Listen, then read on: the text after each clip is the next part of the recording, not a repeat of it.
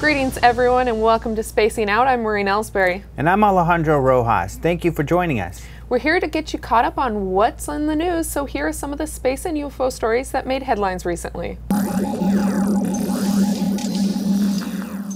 Russian scientists say they have found traces of sea plankton on the surface of the International Space Station, proving that life can survive in the harsh conditions of space. Russian ISS Orbital Mission Chief Vladimir Solovyev told reporters that the discovery was made during the analysis of samples taken from the illuminators and the surface of the ISS. ITAR-TASS news agency writes that this confirms some organisms can live on the surface of the International Space Station, aka ISS, for years amid factors of a space flight such as zero gravity, temperature conditions, and hard cosmic radiation. The experiments not only found that the sea plankton has survived on the ISS surface, but that they could develop. How the plankton got onto the surface of the ISS is still unknown. The plankton could have hitched a ride, but Solovyev offers another possibility. It means that there are some uplifting air currents which reach the station and settle on its surface. Solovyev says results of the experiment are absolutely unique. We have found traces of sea plankton and microscopic particles on the illuminator surface. This should be studied further. If life can survive adrift in space, it gives credence to the idea that life on Earth could have originated from elsewhere. It just hitched a ride on a rock or a chunk of ice. It also means that life can flourish in much harsher environments than previously thought. Space itself could harbor living creatures. It's important to note, however, that NASA spokesman Dan Huet says that they have not confirmed the sea plankton claims. He tells Space.com, "As far as we're concerned, we haven't heard any official reports from our Roscosmos colleagues that they've found sea plankton." Roscosmos is Russia's federal space agency. On a similar subject, a team of scientists has discovered living microbes in a subglacial lake below Antarctica. Researchers within the Whillans Ice Stream Subglacial Axis Research Drilling, or WIZARD project, successfully drilled through the Antarctic ice, reaching Lake Whillans in January 2013. After collecting both water and sediment cores, the team returned to the United States to test the samples. Researchers were surprised and thrilled to discover that not only are microbes alive in the lake, but it is also an active ecosystem. Researchers conclude that Lake Whillans is home to nearly 4,000 species of single-celled organisms. This isn't the first time scientists have recovered microbes from such an extreme environment. Researchers discovered 100,000-year-old microbes in the sediment beneath another subglacial Antarctic lake, Lake Hodgson, in September 2013. Another Antarctic lake, Lake Vida, was found to have a diverse and thriving community of microbes in November 2012. But the WIZARD team asserts that its microbes are the first organisms ever retrieved from a subglacial Antarctic lake because previous studies didn't take enough precautions to eliminate the possibility of contamination. Astrobiologists are very interested in life like these microbes that are able to live and thrive in extreme conditions. As New Scientist explains, the finding is good news for astrobiologists hoping to discover life elsewhere in the solar system.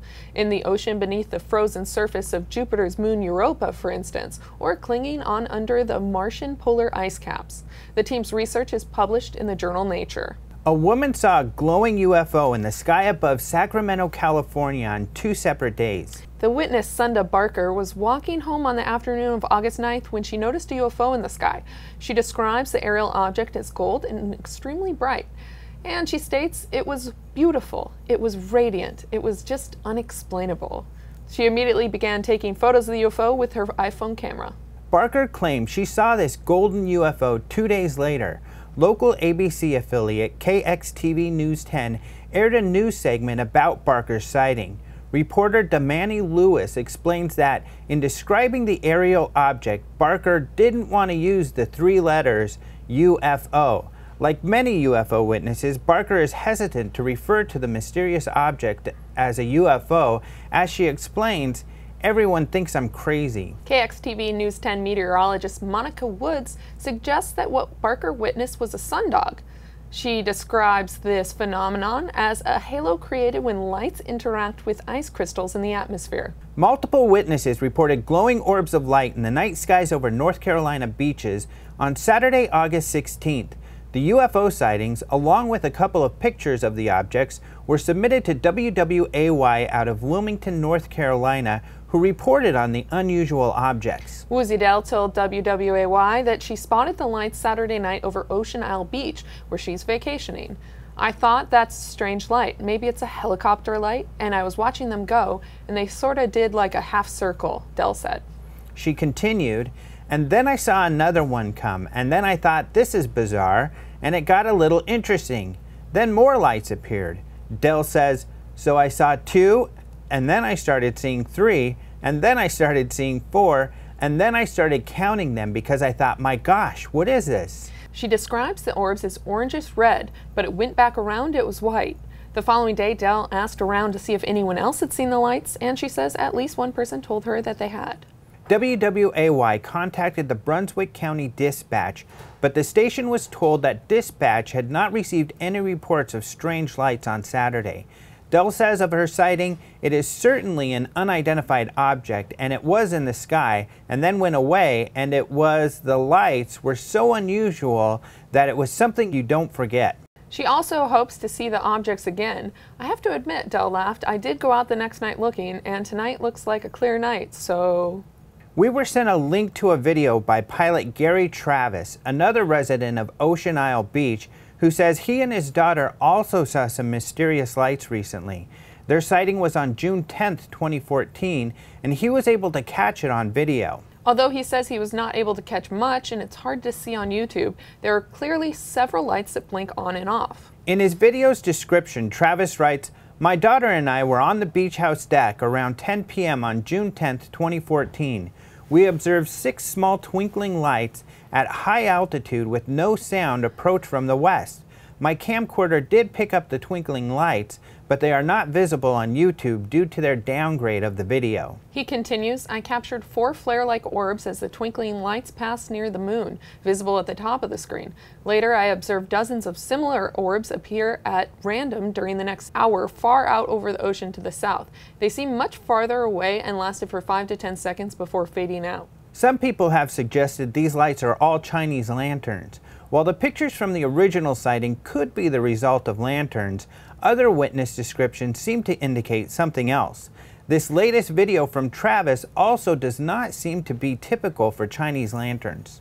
Well, you know that I have actually met Gary Travis and did some research on North Carolina lights during the filming of my show Uncovering Aliens. Cool. A lot of people capture strange things here. Now, the big debate is there are quite a bit of military bases around there. So another possible explanation, but some very adamantly believe that this is not the case, is military flares. Strange orange orbish lights appearing over the ocean. This happens quite a bit. So. I emailed some of the MUFON investigators, and I actually heard back from Lakita Adams, the MUFON state director. She said the Marine base nearby Camp Lejeune was doing exercises later in the week, but they didn't say they would have some on that day. Also, their assistant state director, Israel Curiel, he had some interesting things to say. Like you said, he said this is a really popular area where most sightings happen in North Carolina. He said they've had 120 sightings in that area recently. He actually went down there in September of 2013, and he saw some sightings, some orange orbs himself. So, yeah, a lot of this could be military activity, no doubt, but some of it, I mean, the descriptions are very different. They're over the ocean, and I think that what you can see in Travis's video, the twinkling, is pretty strange. Yeah, actually, while filming, I happened to not be there when this happened, of course, because that would have been best to see it with my own eyes. We did capture an unexplained orange light as well over the ocean. Wow. And certainly I think that some of the North Carolina sightings can be attributed to military, but not all of them so far have worked out in that favor. So it's kind of the strange mystery, and we don't really know what's happening. And I think one of the exciting aspects of this story is since we posted it, we've heard back from so many people on our Facebook, and especially on the story itself. There's been comments from people who live out there and have had sightings. So that's really cool to hear. And of course, if you had a sighting in the area, let us know. Yeah, send it to contact@openminds.tv, or you can, again, contact us on Facebook. And if you watch the show, you probably already know that UFO stories are regularly covered by the mainstream media, but it's rarely the UFO stories deserving of widespread attention that receive it. This week, Jason McClellan brings us a special report about a recent UFO story that generated headlines all over the world and attention it probably didn't really deserve. Look out! UFOs are invading Houston, and everyone in Houston is freaking out. At least that's the impression recent headlines created. There always seems to be one UFO story that, for one reason or another, catches the attention of seemingly every media outlet in the world. The story making the rounds right now is a story that many of you are probably sick of hearing about: the UFO over Houston, Texas. The story began with a local Houston DJ posting UFO pictures online early in the morning on Tuesday, August 12th. Local NBC affiliate KPRC picked up on the story when they saw the Twitter and Instagram posts from the DJ, which showed round lights in the sky over East Houston. Here's Local 2's Ryan Korsgaard with those mysterious lights over Houston. If you were on your phone overnight or early this morning, you might have seen some images on Twitter that might have looked something like a UFO, wasn't it? The photographer provided very little information about the alleged sightings, and he even seemed to be having fun with the whole event. A second witness posted another photo, but he also seemed very lighthearted about his photo. Several people have suggested that the lights in these photos are nothing more than reflections from nearby highway street lamps. The DJ reposted a video shot by a third person, a video showing mysterious lights in the sky during storms in Houston. But many believe these lights are simply reflections on the car's windshield of lights inside the car. The object in the most interesting photo strongly resembles an object that was seen in Brazil in 2011, a man-made object. In that case, an artist assembled an interesting circular kite adorned with LED lights. A similar object is likely what was photographed in Houston, unless, of course, the photo was faked. Contrary to the hyperbolic headlines, no, people in Houston were not freaking out because of all the UFOs in the area, and no, hundreds of people did not see these alleged UFOs.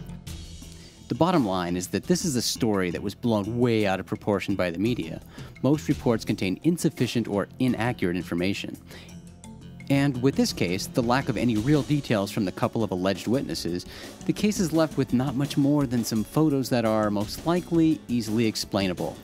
There are so many great UFO cases that pop up in the news, but unfortunately, it seems like the good ones rarely explode in the media like this recent Houston story did.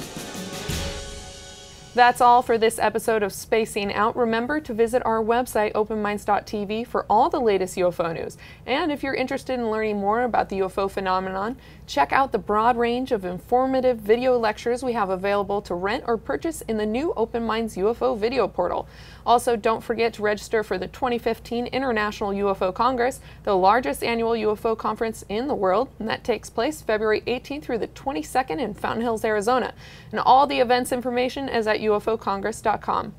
If you enjoyed today's show, make sure to click on the like button, leave us your comments, and subscribe to our channel. If you like podcasts, you can download our podcast, Open Minds UFO Radio, on iTunes or at openminds.tv/radio. Thanks again for joining us today. I'm Alejandro Rojas. And I'm Maureen Elsberry. We will see you in the future.